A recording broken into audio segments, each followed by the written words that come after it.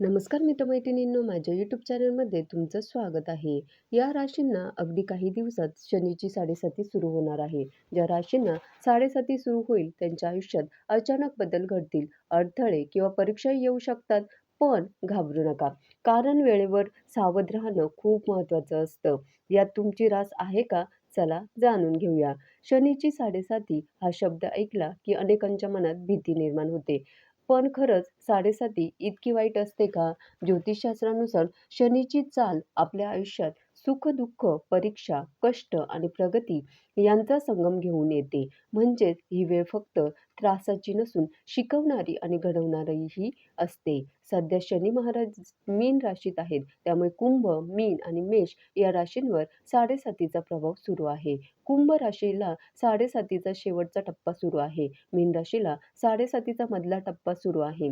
मेष राशीला साडेसातीचा पहिला टप्पा सुरू आहे. पण आता एक मोठा बदल होणार आहे. तो म्हणजे 3 जून 2027 पासून शनी मेष राशीत प्रवेश करेल आणि तेव्हा वृषभ राशीच्या लोकांची साडेसाती सुरू होणार आहे. त्याचवेळी कुंभ राशीला साडेसातीपासून पूर्ण मुक्ती मिळेल. मीन राशी शेवटच्या टप्प्यात जाईल. मेष राशी दुसऱ्या टप्प्यात प्रवेश करेल. म्हणजेच प्रत्येक राशीसाठी परिस्थिती बदलत राहील. साडेसातीचा शेवटचा टप्पा म्हणजे परिणामांची वेळ. या काळात काही राशींना यश, पदोन्नती आणि सुख मिळू शकतं, तर काहींना अडचणी, नुकसान किंवा ताण जाणवू शकतो. पण हा महत्त्वाचा प्रश्न आहे की साडेसाती नेहमीच वाईट असते का? तर याचं उत्तर नाही. ज्याच्या कुंडलीत शनी शुभ स्थितीत असतो त्यांना याच काळात मोठं यश, पैसा आणि प्रगती मिळते. पण जर शनी अशुभ स्थितीत असेल तर संघर्ष, अडथळे, आरोग्य समस्या आणि आर्थिक ताण येऊ शकतो. म्हणूनच शनीला न्यायाचा देव म्हटलं जातं. तो प्रत्येकाला त्याच्या कर्मानुसार फळ देतो. म्हणून साडेसातीला घाबरू नका, तर तिला एक संधी समजा.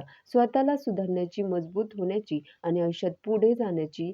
आता संपूर्ण 2026 या वर्षात शनिदेव मीन राशीत विराजमान असणार आहे. त्यामुळे या वर्षात साडेसाती आणि ध्येयाची राशी चक्र अजिबात बदलणार नाही. आधी सांगितल्याप्रमाणे कुंभ, मीन आणि मेष सध्याच्या काळात या 3 राशींवर साडेसातीचा सर्वाधिक प्रभाव आहे. 3 जून 2027 रोजी शनी जेव्हा मेष राशीत प्रवेश करेल, तेव्हा कुंभ राशीची साडेसाती पूर्णपणे संपेल आणि वृषभ राशीची साडेसाती सुरू होईल. अशा प्रकारे 2025 पासून सुरू झालेला हा शनीचा प्रवाह 2038 पर्यंत कुंभ, मीन, मेष, वृषभ, मिथुन आणि कर्क या राशींच्या आयुष्यात महत्त्वाची भूमिका बजावेल, असं ज्योतिषशास्त्रानुसार सांगितलं जात आहे. आता ज्या राशींवर साडेसाती किंवा ठिय्या सुरू आहे, त्यांनी शनिदेवाच्या कोपापासून वाचण्यासाठी आणि कृपा मिळवण्यासाठी काय करावं?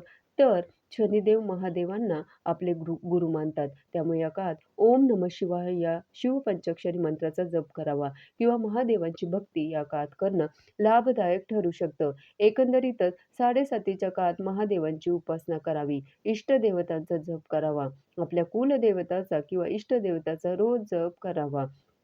सत्कर्म करून शिस्त आणि संयम ठेवावेत. आपले काम प्रामाणिकपणे, समर्पणाने आणि सातत्याने करावे.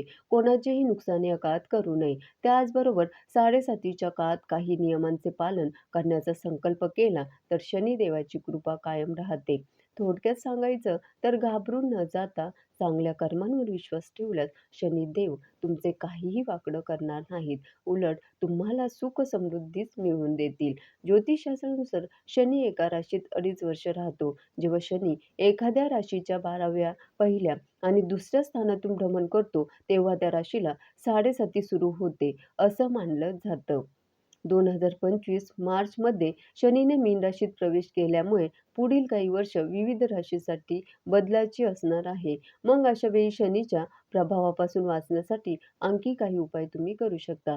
शनिवारी मारुतीची उपासना करणं किंवा हनुमान चालीसाचं पठण करणं हे साडेसातीचा त्रास कमी करण्यास मदत करते. त्याचबरोबर गरजू व्यक्तींना मदत केल्याने देखील शनिदेव प्रसन्न होतात आणि सर्वात महत्त्वाची गोष्ट म्हणजे शनी कष्टाचा कारक आहे. त्यामुळे कामात आळस अजिबात करू नये.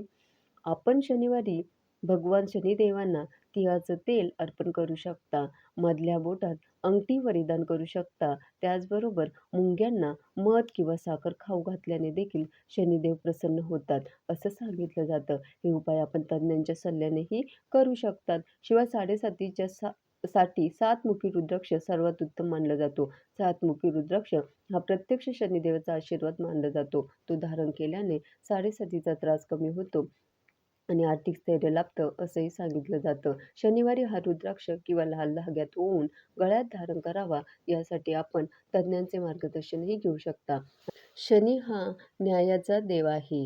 ज्यांच्या कुंडलीत शनी शुभ आहे त्यांना याच काळात मोठे यश, पदोन्नती, संपत्ती मिळते. ज्यांच्या कुंडलीत शनी अशुभ आहे त्यांना संघर्ष येतो. पण हे संघर्ष आपल्याला मजबूत बनवतात, चुका दुरुस्त करायला शिकवतात. आधी सांगितल्याप्रमाणे सध्या शनी मीन राशीत आहे. 29 मार्च 2025 पासून सुरू झालेला हा बदल 3 जून 2027 पर्यंत कायम असणार आहे. 3 जून 2027 रोजी शनी मेष राशीत प्रवेश करेल आणि वृषभ राशीला साडेसाती सुरू होणार आहे. धन्यवाद.